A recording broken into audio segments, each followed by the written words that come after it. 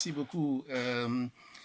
C'est normal, très content d'être toujours avec vous pour parler de ce sujet brûlant. Le travail que vous faites, vous ne vous rendez pas compte à quel point il est important quand on est absent du terrain, les autres parlent à notre place. Il faut que les Africains, il faut que les gens, les personnes prennent en charge les maux dont souffre la société. Et on ne peut pas vivre dans une société sans qu'il y ait des disputes, sans qu'il y ait des conflits. Mais on peut vivre dans une société où effectivement la violence peut être phagocytée, domptée, appréhendée, etc. La violence, c'est quoi? C'est tout simplement une force extérieure qu'on va utiliser pour abuser, pour contraindre l'autre. Et dans un couple, puisqu'effectivement, ce sont deux personnes qui décident de s'unir, ou pour qui on a décidé de s'unir, qui vont tenter de vivre une aventure, un parcours. Ce parcours peut être, comment dire encore, jalonné de difficultés, au point effectivement d'en venir effectivement à des jeux de main, à de la violence. Par exemple, quand il a bu de l'alcool, il devient insupportable. Par exemple, quand tu lui dis non, il devient insupportable. Quand tu n'es pas disponible sexuellement, il devient irritable, etc., etc. Donc la violence est quelque chose qui traverse nos foyers, et c'est là où effectivement le bas blesse. Et souvent, il y a de grands articles qui ont été écrits, les enfants à l'épreuve de la violence intrafamiliale. Et on a souvent l'habitude d'occulter cette violence qui n'est pas visible. Et les violences intrafamiliales ou les violences dans les couples sont les plus perverses. Et vous avez vu, l'actualité le démontre toujours, les féminicides, etc., etc. Je voudrais tout simplement dire aussi que les violences, ce n'est pas seulement l'apanage des femmes, mais aussi qu'il y a des hommes violents, et je pense que Khoudia a pointé du doigt. Il est extrêmement important de prendre effectivement le sujet dans sa globalité, et c'est ça qui est intéressant dans le croisement du savoir que vous nous proposez ici. La violence. Cette violence-là, c'est tout simplement le fruit d'un mal-être. Il faut se poser la question, mais pourquoi est-il comme ça? Pourquoi est-il devenu comme ça? Et ça, si on ne se pose pas ces questions-là, on ne peut pas comprendre. On ne peut pas comprendre pourquoi cet homme ou cette femme qui était destiné... Il y a Rousseau qui dit, l'homme n'est bon. C'est la société qui le corrompt. Et quand on a dit ça, on a dit beaucoup de choses. C'est-à-dire que c'est la société tout simplement qui nous amène effectivement à ne pas nous comprendre ou bien à faire autrement qu'on aurait aimé être, et on, incapable de la parole. Le roi Gourand disait tout simplement que quand on sait parler, on n'est pas violent. Mais ceux qui sont violents, c'est ceux qui ne savent pas parler. Mais comment ils vont parler? Ils vont parler avec la gestuelle, avec la main, ils vont frapper, ils vont porter la main.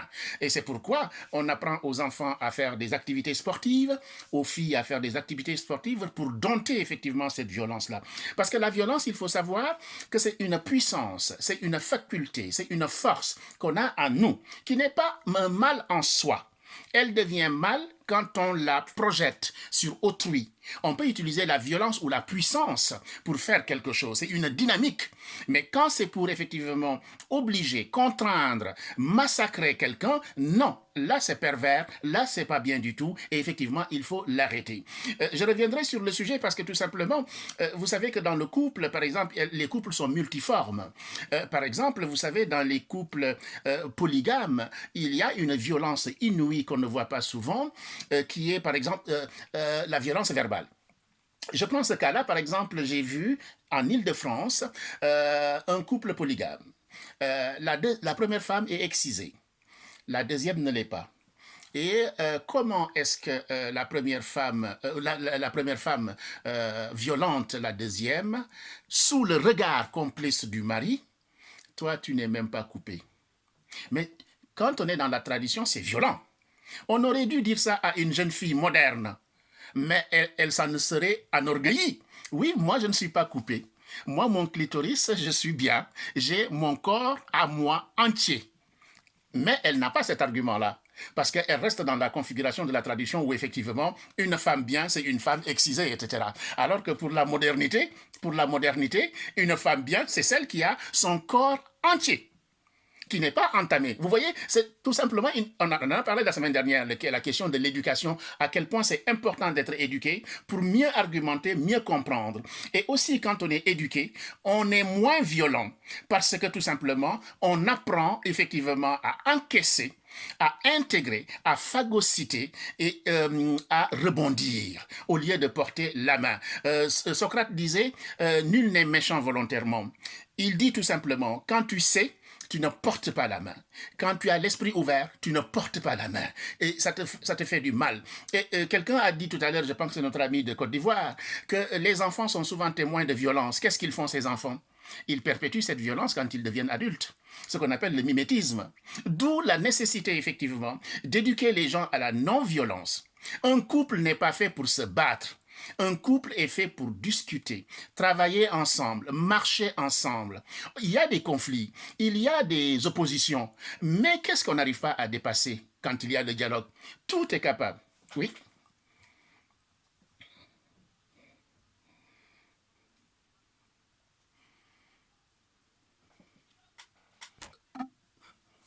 Oui, merci beaucoup. Ce que vous dites est très intéressant et effectivement, vous parlez du changement du corps, de la grossesse, etc., comme source de conflit. Encore une fois, quand on décide de se marier, de se mettre en lien en couple, il faut accepter ce qui se passe. Il est bon de faire l'amour à sa femme ou de faire l'amour à son homme, mais après, il faut assumer les conséquences, ce qui va advenir. Ce qui peut advenir, c'est le plaisir, c'est la joie, mais c'est aussi la conception. Et dans cette conception-là, ça ne se passe pas ex nihilo, le corps change. C'est tout simplement un problème d'éducation. Est-ce que je suis décidé et prêt à vivre en couple avec cette femme? Et quelqu'un disait tout à l'heure, faire couple, c'est accepter que le corps a changé. D'accord? Donc, on ne vit plus à deux, on vit avec un tiers, un troisième qui est là et qui est dans un corps. Donc, comment apprivoiser ce corps, comme le dit l'autre? Apprivoiser, c'est un terme fort, c'est-à-dire comment faire corps avec cette mutation, ce corps que je ne connaissais pas, mais qui est devenu, etc. Donc, c'est tout un travail à faire, c'est toute une nouvelle approche à faire, c'est une nouvelle façon de faire l'amour à sa femme, qui n'est plus le corps que vous avez connu il y a un certain temps. Donc ça, c'est un problème d'éducation. Si vous ne savez pas, demandez. Il y a des managers, il y a des coachs. Nous avons tout maintenant. Tout. Tout pour savoir. Celui qui est ignorant le veut. Je suis dans telle situation, je ne sais pas comment ça fonctionne, j'ai peur de lui faire mal, etc. Oui, il y a des craintes. Il y a des hommes qui ont peur. Quand la femme est en état de grossesse, ils ont peur, il faut qu'on le dise ici. C'est une radio où effectivement on essaye de proposer du savoir. Donc il y a des gens, quand la femme est en état de grossesse, ils ont peur. Parce que tout simplement, ils ne savent pas et il faut les rassurer. Je sais qu'aux Antilles, par exemple, on travaille beaucoup sur ce qu'on appelle la matrifocalité, où souvent, quand il y a une grossesse, le jeune homme, il s'enfuit, il retourne chez la maman. Parenthèse tout simplement. Et il y a aussi des moments de violence, etc. Bien, donc pour éviter effectivement ces travers, pour éviter, il faut s'éduquer, se former, se renseigner, aller à l'école du savoir, et pour tout simplement apprendre à faire l'amour à sa femme autrement, apprendre à séduire sa femme autrement, et la femme aussi doit apprendre à séduire son mari autrement, etc. Donc c'est un travail qui se fait à trois, puisqu'effectivement, il y a le bébé, la grossesse, etc. On n'est plus à deux, mais on est à trois. Donc, comment vivre à trois une sexualité, un épanouissement pour une vie bonne et éviter effectivement les frustrations, les haines, les incompréhensions. J'ai accompagné un vieux Marocain.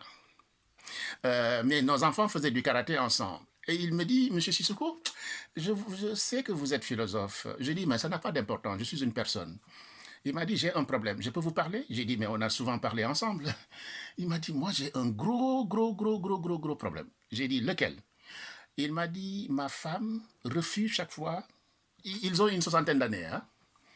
Ce qui ne veut pas dire qu'à 60 ans, on n'a pas le droit de d'avoir une sexualité. Je le rappelle ici. Hein? Bien. Oui, mais Madame Cham, il faut le rappeler. Hein? On est dans une radio où nous devons tout dire. Bien. Voilà. Je lui dis, mais cher ami, ta femme peut-être qu'elle est fatiguée. Il m'a dit non. Elle me dit qu'elle a mal. J'ai dit, mais alors tu veux quoi? Mais ce n'est pas un âne. Même un âne, il faut le respecter. Là, je me suis énervé.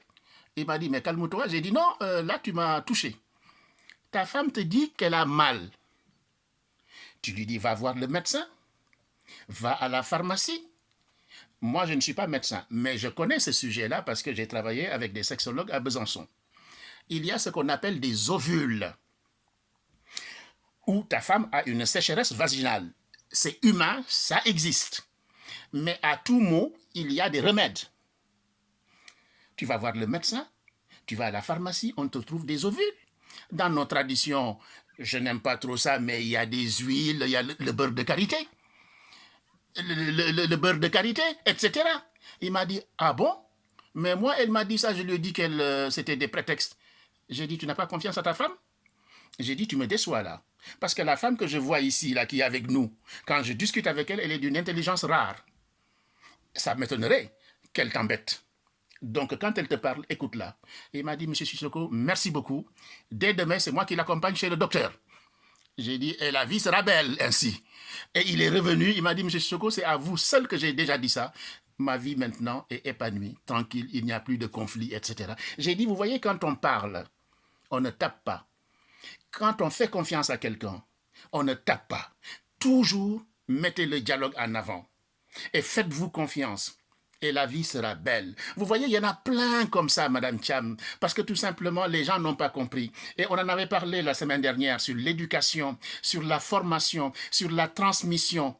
Et vous avez des coachs, je le répète, parce que l'art de la pédagogie, c'est l'art de la répétition. Nous avons des coachs à côté de nous sur ce panel. Donc, répétons toujours ces choses qui vont apprendre à nos compatriotes, à nos sœurs et frères, à mieux se tenir, à accepter de parler, à ne pas mettre la main à la place de la parole. La main, quand la main prend le dessus sur la parole, on est perdu. Alors qu'on a la possibilité, effectivement, d'échanger et d'éviter la violence. Il y en a trop, cette violence. Il y en a trop. Et Khoudia, je termine rapidement sur un sujet que Khoudia a abordé. Ce sont les femmes, effectivement, de ces villages kenyans qui ont fui effectivement les violences domestiques et les violences sexuelles. Et c'est ça. Et les femmes, les hommes pensaient qu'elles seraient incapables de survivre. Et vous avez utilisé ici des concepts, le concept d'autonomie. Elles ont créé ce qu'on appelle la coopération, l'entraide, la solidarité entre femmes. Et elles se débrouillent très, très, très bien. C'est elles qui décident quand est-ce qu'un homme entre au village. C'est elles qui ont le pouvoir. Non, pas forcément. Non. Ça, c'est des cas, Madame Tchabou, j'entends bien. C'est des cas extrêmes. On peut vivre ensemble. Nous sommes faits pour vivre ensemble, pour être en complémentarité, pour ne pas être en conflit. Effectivement, là, c'est des extrêmes. Ce sont des figures qu'on va rencontrer de temps en temps. Mais la généralité, c'est qu'on doit vivre ensemble en tant que personne. Et ça, c'est extrêmement important.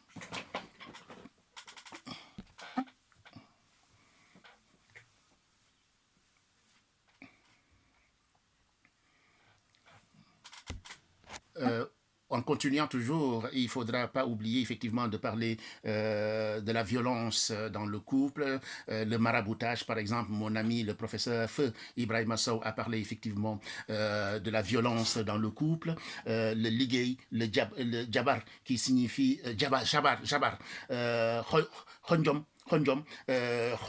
c'est-à-dire que les magies, les prières, les incantations pour tout simplement faire basculer l'individu dans le couple, lui faire perdre raison, l'attaquer, attaquer son esprit, etc. Donc ce sont des sujets qui sont extrêmement importants et il faudrait qu'on s'émancipe de ce genre de violence, de ce genre de pratique, parce que tout simplement, pourquoi vouloir abuser de quelqu'un, pourquoi freiner quelqu'un, pourquoi faire du mal, pourquoi porter atteinte à quelqu'un qui ne t'a rien demandé, qui ne veut que vivre, mais tu es obligé de passer par des marabouts. Il faudrait que l'Afrique arrête ça. Hein? Les rituels, les sacrifices humains avec la violence qui est faite effectivement sur les personnes atteintes d'albinisme, etc. Toutes ces violences-là, il faut que l'Afrique ose mettre le doigt sur ces sujets-là pour qu'effectivement la paix revienne. Il y a trop de guerres dans la société, trop de guerres dans les foyers. Il faut qu'on arrête ça par l'éducation, le respect, le dialogue. Et la charte du Mandé, l'arbre à palabre, le conseil des sages, la discussion, la capacité de remettre à demain, au lieu de répondre tout de suite à chaud, on dit je te répondrai demain. On différer les choses pour tout simplement amenuiser la colère, parce que la colère rend aveugle. Donc quand on est en colère, on perd ses moyens. Donc de façon plus apaisée, hein, on revient à la discussion. On fait une pause, faire une pause. Apprendre à faire une pause pour que la violence se dissipe. Voilà l'émission que je voulais vous proposer aujourd'hui sur la violence. Pourquoi la violence s'immisce-t-elle dans certains couples? Doit-on accepter de vivre avec un compagnon violent? N'y a-t-il pas de signes détectables en amont? La violence verbale et psychologique est-elle toujours le chemin de la violence physique? Bien souvent oui, parce que la violence physique, ben, tout de suite on a une réponse, hein, on cloue l'individu, hein, on le fait mal, etc. Voilà, la violence, doit-on supporter dans ces cas de violence et à partir de quel moment doit-on s'inquiéter? On doit pouvoir effectivement détecter les moments de violence, et des gens qui subissent les violences, il faut les aider, il faut les épargner, il faut les attirer vers vous et les aider pour qu'effectivement elles se prennent en charge. On les prend en charge, on les met hors d'état, comment on appelle ça, qu'on les mette hors d'état d'être en danger.